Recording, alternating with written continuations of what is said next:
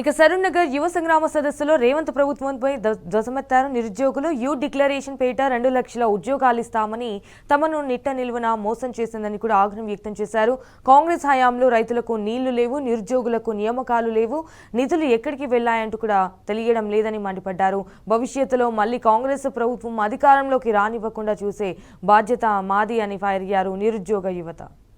కాంగ్రెస్ ప్రభుత్వం వచ్చిన తర్వాత రైతులకు నీళ్లు రాకపోయే, తర్వాత విద్యార్థులకు నియామకాలు రాకపోయే, నిధులు ఎట్టిపోతున్నాయో ఆ దేవుడికే తెలియాలి. అన్న ఇంటి దగ్గర నాన్నకి విత్తనాల డబ్బులు తీసుకొని కోచింగ్కి వచ్చిన కన్న తల్లి ఏమో బంగారు తాడు ప్లేస్లో పసుపు తాడు కట్టుకొని నిలబడింది. వీడేమో 5,000 పోస్టులు వేస్తా అంటున్నాడు. నా కులానికి 1 పోస్ట్ వస్తుందని చెప్పితే దానికి సమాధానం ఏమని చెప్పాలి? తెలంగాణలో ఎవరిని అడగాలి ఆ సమాధానం? 5,000 పోస్టుల్లో 3,000 పోస్టులు సిటీ సరౌండింగ్ లో పోతే 2,000 పోస్టులు 29 జిల్లాలకు వస్తే 33% మహిళల బొంగ 1,400 పోస్టులు 29 జిల్లాలకు 14 కేటగిరీలకి పంచు. నువ్వు పంచే ధైర్యం ఉందా? నీకు గుండె ధైర్యం లేకనే ఇన్ని రోజులకు 5,000 పోస్టులకి నువ్వు నోటిఫికేషన్ ఇవ్వలేకపోయినావు. అదే ఇచ్చే ధైర్యం ఉందా? ఒక్క కులంలో 1 పోస్టు కూడా రాకుంటే నువ్వెందుకయ్యా? కేసీఆర్ గారితో ఎప్పుడు నువ్వు పోల్చుకుంటావు కదా. 5,000 రైతు బంధు ఇస్తాను, నేను 6,000 ఇస్తా అన్నావు. నేను పింఛన్ 2,000 ఇస్తాంటే 4,000 ఇస్తాను.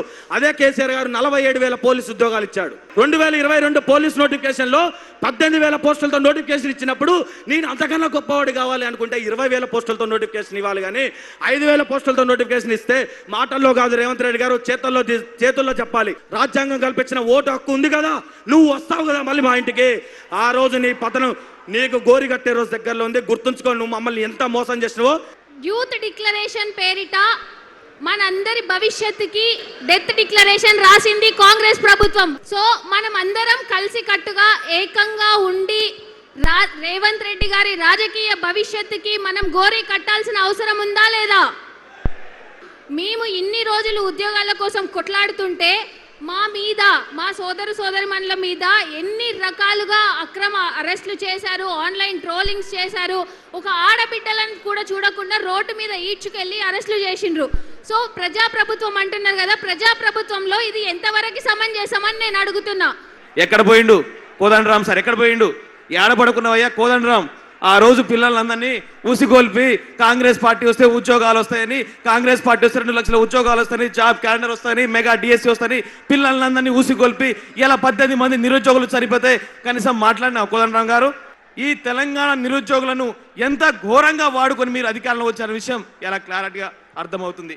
అన్న మీకు మాటిస్తున్నా, సాయిబాబా గుడి మీద ఆనే చెప్తున్నా, కాంగ్రెస్ పార్టీని రానియం, కాంగ్రెస్ పార్టీని రానియం. ఇక అయిపోయింది దుకాణం, కాంగ్రెస్ పార్టీ దుకాణం బంద్ చేయాలిగా.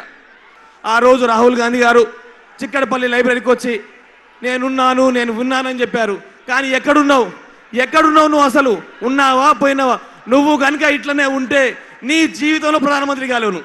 ఇంకొక ఆయన ఉంటుండు, అబద్ధాల కోరి మాటల కోరి రేవంత్ రెడ్డి గారు. ఇలా ఏం మాట్లాడుతురు? ఎండ్రిన్ బాగి నేను సావాలా? నువ్వు సావు ఫస్ట్, నువ్వు సావు. నువ్వు చస్తే కనుక తెలంగాణ నిరుద్యోగులు బాగుపడతారయ్యా. ఫస్ట్ రేవంత్ రెడ్డి అనే వ్యక్తి చావాలి. ఎందుకంటే ఎంత బాధ, ఎంత కడుపుగా తెలుసా మాది. ఒక్కసారి వినబడుతుందా మీకు? ఎన్నిసార్లు రాస్తారోకులు చేసినాం, ఎన్నిసార్లు దండాలు చేసినాం. అరే పొర్లు దండాలు పెట్టినాం, నమస్కారాలు పెట్టినాం, దండం పెట్టినాం, వర్షంలో పాటలు పాడుకున్నాం, చెప్పుకున్నాం. కానీ ఒక్కసారి అయినా మా గురించి మాట్లాడావా? ఎక్కడైనా మాట్లాడావా? ఎంతసేపు నీ మనోడితో పూరీలు వేయడాలు, వేరే వాళ్ళతో మెస్సీతో ఫుట్బాల్ ఆడాలు. ఇదేనా? మెస్సీ నిన్ను గెలిపించిందా? అరే ఈ తెలంగాణ నిరుద్యోగులు కాంగ్రెస్ పార్టీని కాళ్ళకు బల్పాలు కట్టుకొని కనిపిస్తే మీరు ఆ పదవిలో ఎక్కి అందాలం ఎక్కిన తర్వాత ఇలా మీరు పదవులు అనుభవించి ఇలా మమ్మల్ని ఓడదాటిన బోడమల్లన పరిస్థితి ఇలా తీసుకొచ్చిన ప్రభుత్వం కాంగ్రెస్ ప్రభుత్వం. ఈ రోజు కాంగ్రెస్ చేస్తున్నటువంటి పాలన ఎట్లా ఉందంటే మనం దోసుకోనికే కాంగ్రెసే పుట్టిందా అనిపిస్తుంది. అందుకే ఈ రోజు నిరుద్యోగ యువకుల నుండి శోక సంతాప హృదయంతో కాంగ్రెస్ కు ఘనమైన నివాళులు అర్పిస్తున్నాం.